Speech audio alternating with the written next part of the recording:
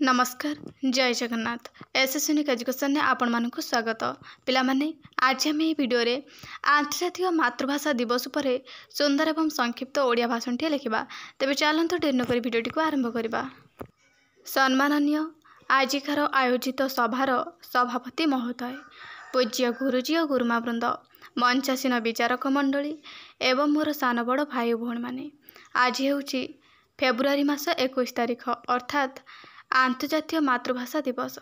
आजिर एही पवित्र दिवस उपलक्षे मो मोर संक्षिप्त वक्तव्य रखा जाऊँगी। शिशुटीए तार पितामाता परिवार एवं परिवेशरू स्वतः प्रभुत भाव जो भाषा शिखि थाए ताहा तार मातृभाषा अटे।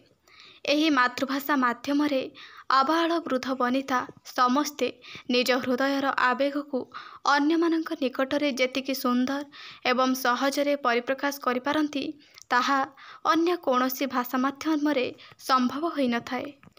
यथार्थरे स्वभाव कवि गंगाधर मेहर लिखिछंती, मातृभूमि मातृभाषा रे ममता जाहृदे जनमी नाही, ताकू जदि ज्ञानी गणरे गणिबा अज्ञान रहिबे काहीं।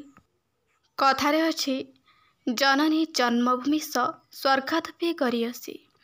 मातृभाषा दिवस पालन करिवार मुख्य उद्देश्य हेउछि आम मातृभाषा को सर्वदा सम्मान प्रदर्शन करिबा एवं शक्तिशाली करिबा को प्रयास करिबा। 2000 मसीहा ठारू प्रतिवर्ष फेब्रुआरी मास 21 तारिख को आंतर्जातीय मातृभाषा दिवस भाव पालन करा जाउछि। आमे आम पितामाता को जेतिकी भल पाऊ, स्नेह आदर करू आउ जेतिकी सम्मान और भक्ति करि थाऊ, आम जन्मभूमि और मातृभाषा प्रति मध्य सेमिति भल पाइबा और सम्मान रहिबा आवश्यक। तेबे जाई आजिर एही आंतर्जातीय मातृभाषा दिवस पालनर उद्देश्य पूरण होई पारिबो। मु एति कहि मोर वक्तव्य समाप्त करूअछि। वंदे उत्कल जननी। पिला माने वीडियोटी को लाइक करदब एवं सांग मानक सहित शेयर करदब। चैनल नुआ थिले चैनल को सब्सक्राइब करदब। धन्यवाद।